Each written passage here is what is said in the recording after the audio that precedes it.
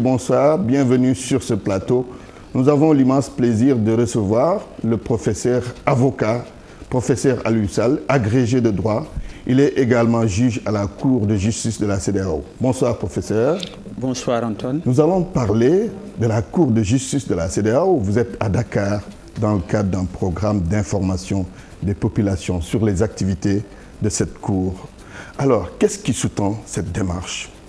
Alors, vous avez raison de signaler qu'il s'agit d'une mission de sensibilisation. C'est l'intitulé officiel, j'allais dire, de cette mission. Oui.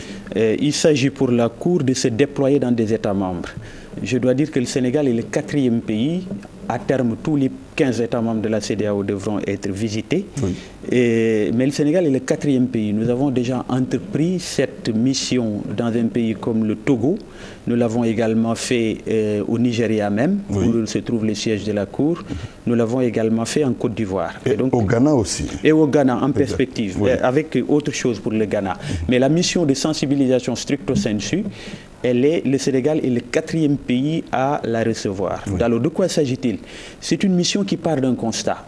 Premièrement, il existe une conception moderne de la justice en général et de la justice internationale en particulier. Une conception qui conduit, qui débouche sur une volonté des instances judiciaires, quelles qu'elles soient, de s'adresser au public, de s'expliquer de temps en temps. Alors il ne s'agit pas d'expliquer le détail de notre travail, mais il s'agit de mener, j'allais dire, une opération de relations publiques et de ne pas donner le sentiment que la justice s'exerce dans une tour d'ivoire et qu'elle est détachée des réalités sociales. Voilà pourquoi nous nous montrons en quelque sorte à nos justiciables. Oui. Ça, c'est la première raison. La deuxième raison est plus spécifique à notre juridiction. Oui. Elle est liée au fait que la Cour fonctionne. Nous reviendrons peut-être tout à l'heure sur son fonctionnement, oui, sur son rendement, j'allais dire. Oui.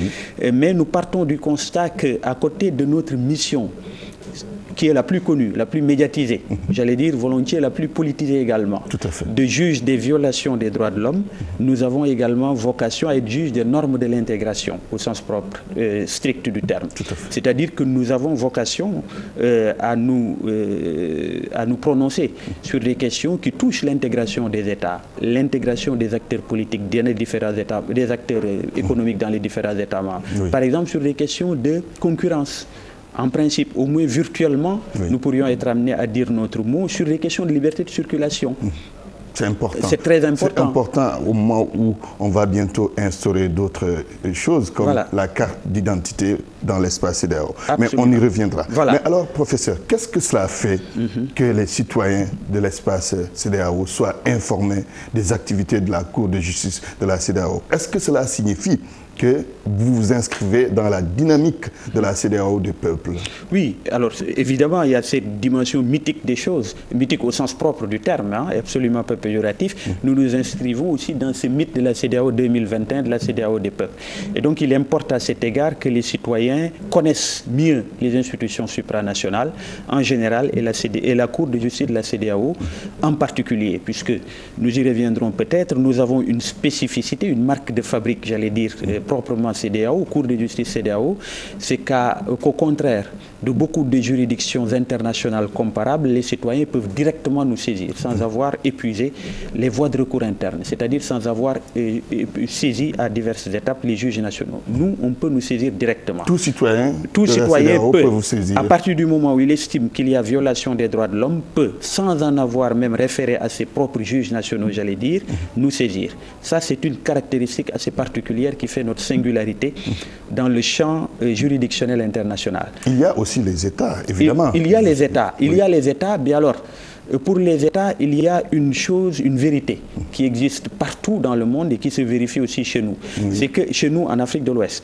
c'est que les États sont naturellement réticents à exercer des actions en justice contre eux. Le litige interétatique est un litige rare devant les instances internationales pour des raisons sur lesquelles je ne m'étendrai pas, oui, mais qui sont liées à la volonté de se ménager mutuellement, ce qu'on comprend. Ce n'est pas une spécificité ouest-africaine, ça existe à l'échelle du monde. Globale. Voilà, mais pour revenir à votre question, initialement, notre cible, si j'allais dire, c'est évidemment les citoyens, mais d'abord les acteurs judiciaires, et notamment les professions judiciaires, je pense aux avocats, je pense aux magistrats, car non seulement la représentation par un avocat ou par un agent, ce qu'on appelle là-bas un agent, est obligatoire devant la Cour.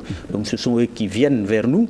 Il est donc normal que nous les ciblions dans des actions de ce type. Oui. Ciblions également les magistrats parce qu'il existe des procédures, c'est l'autre également aspect de notre mission. Il existe des procédures de collaboration, des procédures ad hoc entre les juridictions nationales des États membres et la Cour de justice de la CEDEAO. Malheureusement, c'est une procédure qui n'est pas encore utilisée, alors que pour des juridictions homologues, comme par exemple celle de la Cour de justice de l'ancienne communauté européenne, marché commun, nous avons une union économique et monétaire, oui. C'est une procédure qui occupe les 3/4 du travail du juge européen aujourd'hui. Or, chez nous, c'est une procédure qu'on n'utilise pas. Ça témoigne premièrement sans doute de la nécessité d'une pédagogie beaucoup plus poussée du droit communautaire, premièrement. Et puis, deuxièmement, ça témoigne aussi du faible ancrage des normes communautaires dans nos espaces régionaux. Il faut que le droit communautaire entre davantage dans nos vies. Oui. Et entrant dans nos vies, il pourrait éventuellement conduire, déboucher sur des litiges. C'est un peu pour remédier à tout ça que la mission a été initiée à Dakar. Exactement. Justement, avant de revenir sur le mode de fonctionnement de la Cour de façon synthétique, dites-nous, professeur, en moyenne, vous recevez combien de dossiers par an? Alors, ça varie. Nous recevons, parce qu'à mesure qu'on traite certaines affaires, d'autres arrivent, disons que le stock tourne autour d'une 40aine d'affaires. Et la Cour, j'ai le plaisir de le dire ici, a beaucoup travaillé dans la formation, parce que nous sommes une nouvelle Cour depuis 1 an et demi seulement.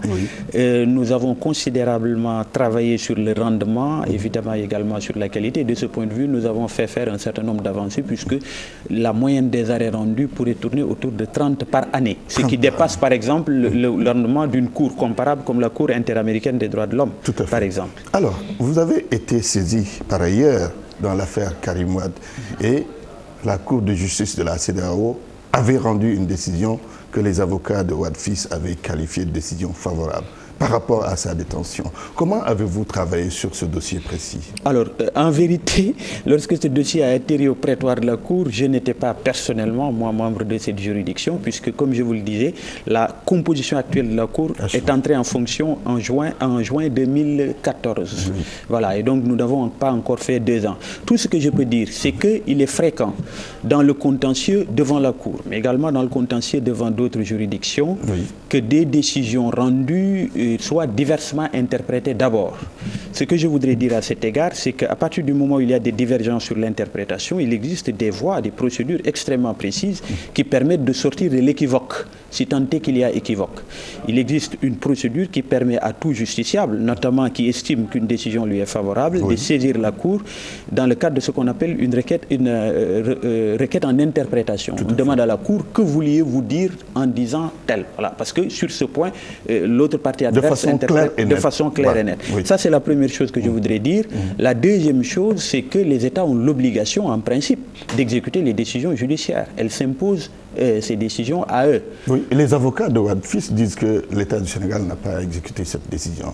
Alors, non, il est loisible, encore une fois, sans entrer dans le détail d'un dossier auquel je n'ai pas été associé, il est loisible à partir du moment où tout justiciable, quel qu'il soit, estime que son droit a été méconnu, y compris le droit à l'exécution. Il existe des voies de droit qu'il serait peut-être trop long d'évoquer ici, mais que les avocats connaissent sans doute, pour passer à l'exécution. Oui. Aujourd'hui, est-ce qu'il y a un dossier concernant le Sénégal qui est en cours de traitement actuellement? À ma connaissance, non.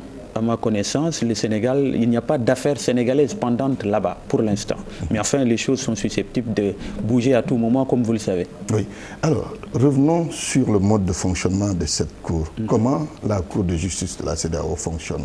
Alors, comment elle surtout avec les nouveautés dont vous parlez actuellement. Voilà, elle fonctionne, je voudrais mettre, ce serait peut-être un peu trop difficile d'entrer dans l'ensemble des détails du fonctionnement, juste souligner sommaire, deux choses. Premièrement, il y a une règle fondamentale qui a été introduite en 2005 et qui nous donne une nouvelle attribution, c'est notre compétence en matière de violation des droits de l'homme.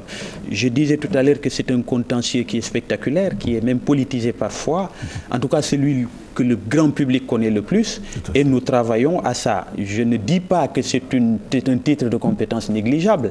Évidemment, non, puisque la Cour a son utilité à cet égard, mais nous sommes aussi là, je le disais en début d'émission, à Dakar, pour montrer que nous avons d'autres titres de compétences tout aussi aussi important, notamment sur le plan de l'impact économique, et que ces titres méritent d'être mobilisés un peu.